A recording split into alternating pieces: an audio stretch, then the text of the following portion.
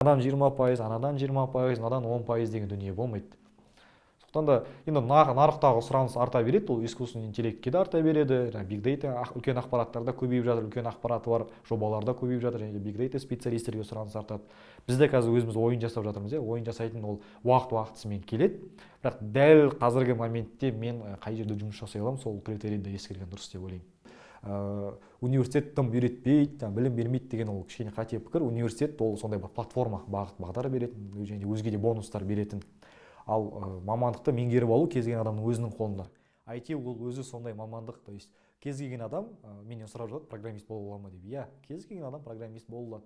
Бірақ екінші жағы бар, кез келген адам программист бола алмайды. Барлығы жаңағыдай IT саласына түсіп жатқан жоқ. Барлығы жаңағыдай естіп алады, айтишниктер көп жалақы табады екен, айтишниктер өте керемет. Цукербергтің историясын оқимыз. Бұл экзамен болсын, университеттерге түсетін экзамендердің бәрі сынақ, таңдау өте көп.